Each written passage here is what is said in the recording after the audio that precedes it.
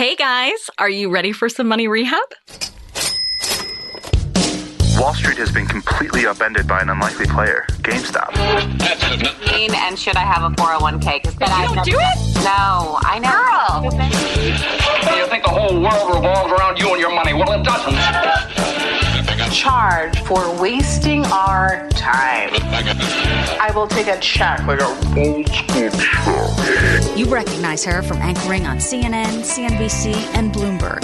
The only financial expert you don't need a dictionary to understand. Nicole Lapin.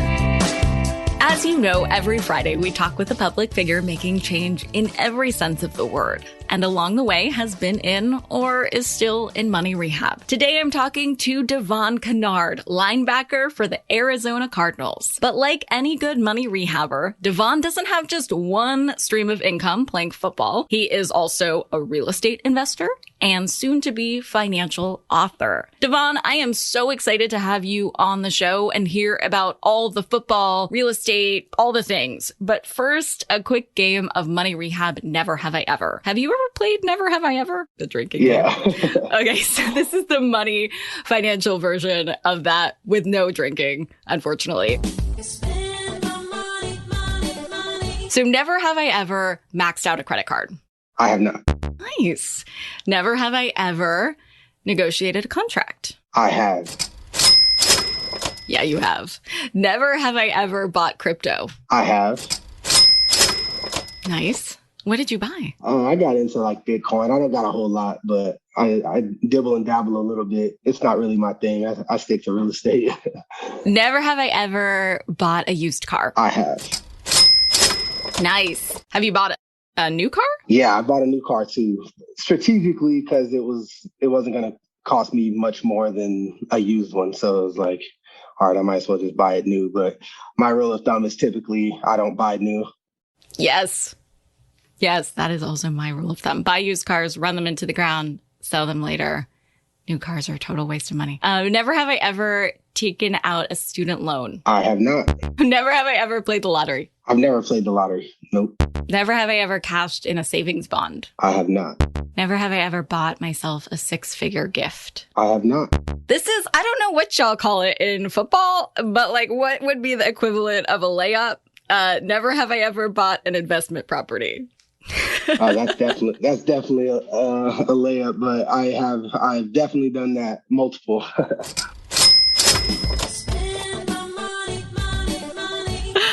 I can't wait to hear more about that. Tell me, though, what your relationship was like with money when you were growing up.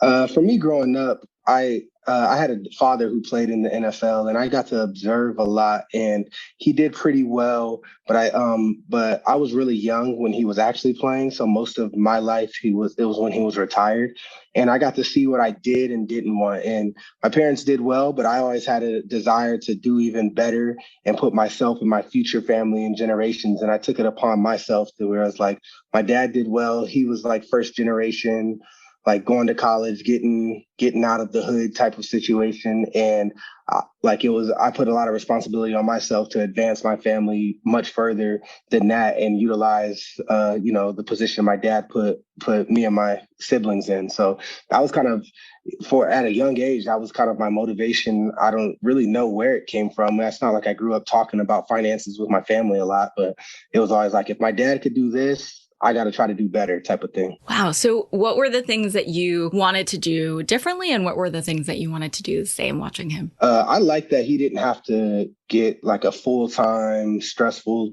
job. So he did well enough and was smart enough with his money where he had some jobs and some things he did. But for the most part, he was able to do the things he wanted to do. So I like that. But I wanted more. I don't know what everything I want yet, but if I want it, I want to be able to do it type of attitude. And what was their relationship with money? Were they strict? Did they spoil you? Was it a little bit of both? They were pretty strict. I grew up in a good community. And anything I really needed or if I really, really wanted, I pretty much had, but they They didn't just throw money at me ever. And they really, my mom is very conservative. I always joke and say she's a penny pincher, and she still shops at outlet stores and cuts out coupons and does the whole thing. So, that really taught me to be kind of frugal with my finances. I mean, rich people stay rich by acting like they're poor, and poor people stay poor by acting like they're rich. I think she probably taught you really well by doing that. Yeah, absolutely. I always joke and say the richest people I know, you couldn't even tell. Right? The millionaires next door. Is that what you wanted?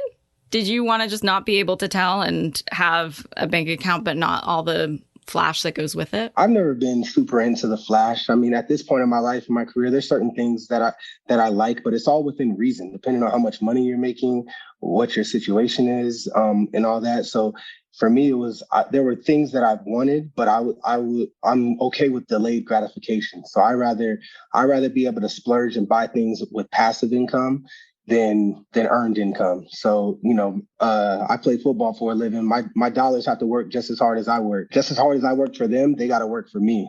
So that was kind of my mindset. And once I'm generating enough passive income, if there's things I want to splurge on from time to time, then I've earned that right. But for me, I had to earn it first. When did you become interested in football? Did you always think that's what you were going to do because of your dad? I always loved sports in general. If I could, even till this day, if I could, I'd play basketball. But I started growing this way and not vertically. So I was like, I think my genes are kind of dictating, but sports was always a passion of mine. But I had a lot of injuries, even my senior year of high school and throughout college, to where I didn't always know, and it wasn't always like a shoo-in that I was going to play professionally. So it really kind of pressed on me to figure out, and I had to make a decision. Do I want to be successful if I end up playing football, or do I want to be successful no matter what? And, the vision I had for my life, it wasn't just tethered to football. I wanted to be able to live that life, period. So I had to start thinking and operating in a way of like, all right, whether I play 0 years or I play 10 years, how am I going to live the life that I want to live? What do you mean it wasn't a shoo-in? You were recruited by more than 40 schools. That's not a shoo-in? But once I got to college, I had a lot of injuries. Like there was a chance I wasn't going to get drafted into the NFL. And, even once I got in the NFL, there's a lot of skepticism of will he actually play?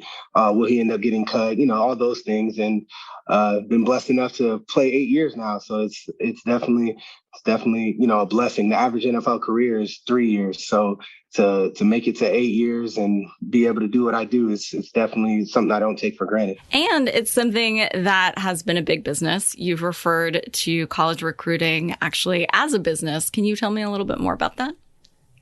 It definitely is. You're trying to, just like any other business, you're trying to get the best talent so you can put the best product on the field, and it's generating income.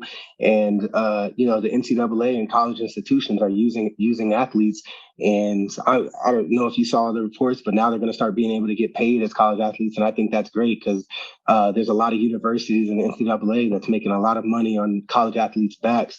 And for me, I was like, I know that I'm going to school for free. I'm going to take full advantage of it and try to use them just as much as they're using me to sell tickets and get people to support USC football. That's where I went to college. I was like, I want to use them and take advantage of this free education. So, that's why I took school seriously and knocked it out as fast as I could. Do you have a sense of how much USC makes off the football team? Like when you were there, was there the same movement that players should get paid?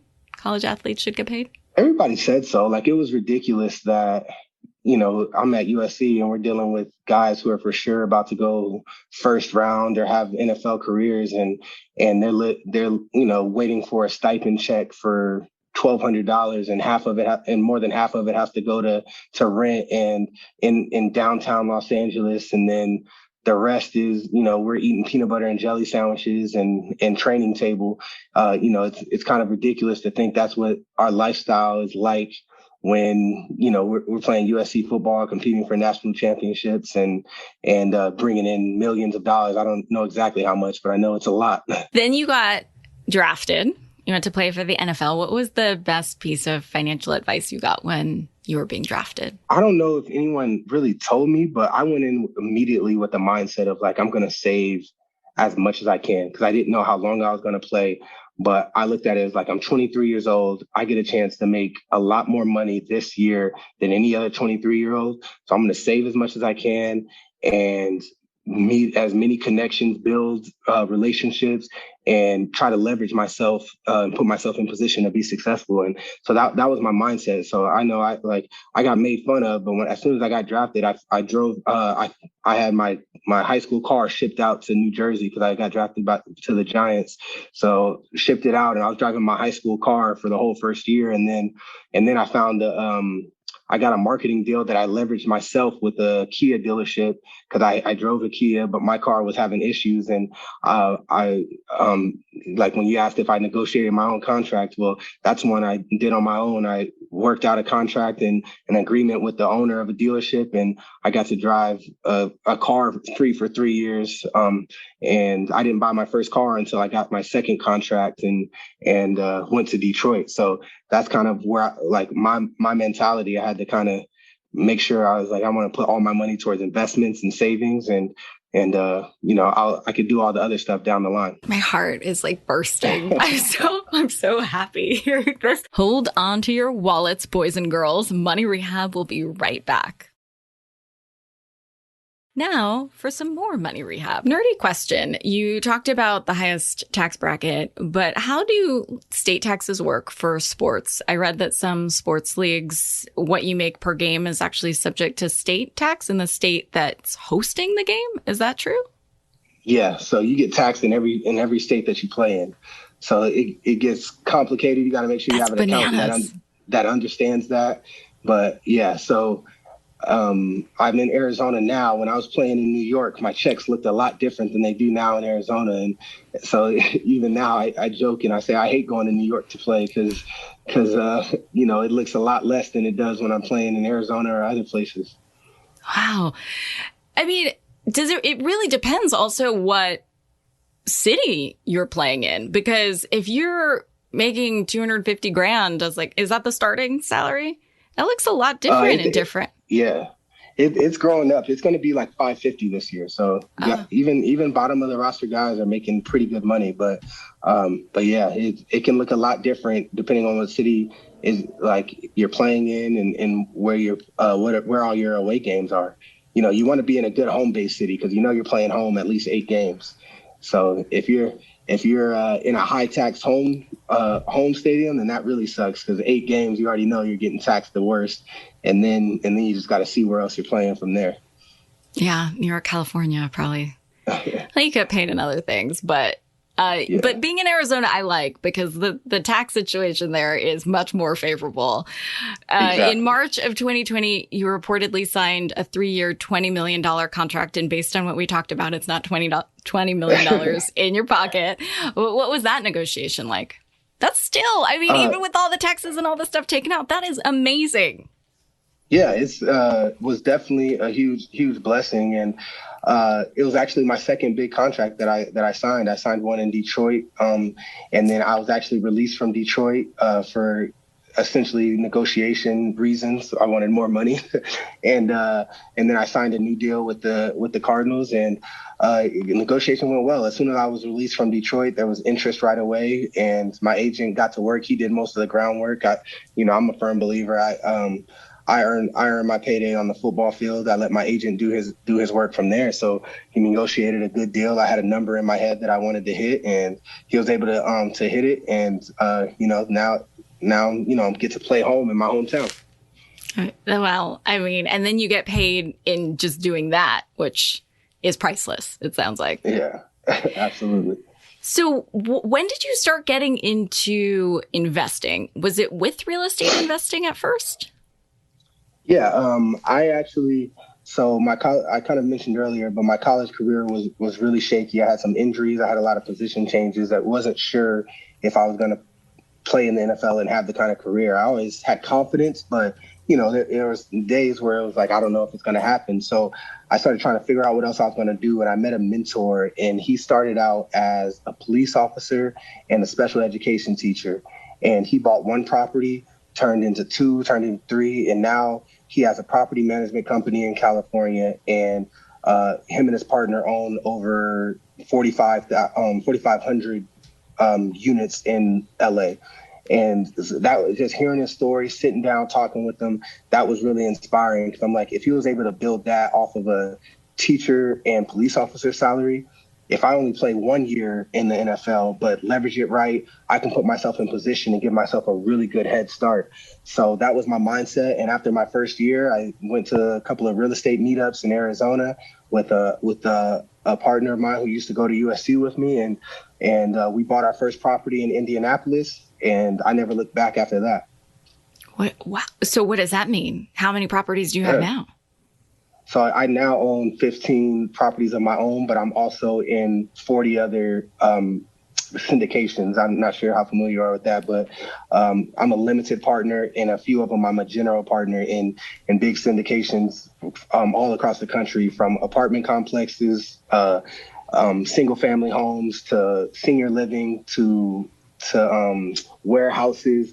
I kind of try to reach and touch all the bases in different fields and different industries, and invest and collect what I call mailbox money every month, and just push up that what my passive income is and my mailbox money is every month. And that's what I've been building out. So a combination of my own personal portfolio, and then finding people who are already syndicating really good deals and networking with them, connecting with them, investing alongside them, and reaping the benefits. So here's a tip from Devon you can take straight to the bank. I think everybody should adopt the mindset of building passive income, mailbox money, of looking at and creating multiple revenue streams. I think it's essential. I think that's what the new American dream is. There's more ways now to make money than ever before in our society and in life. So everyone should take advantage. You can have a 9-to-5 job and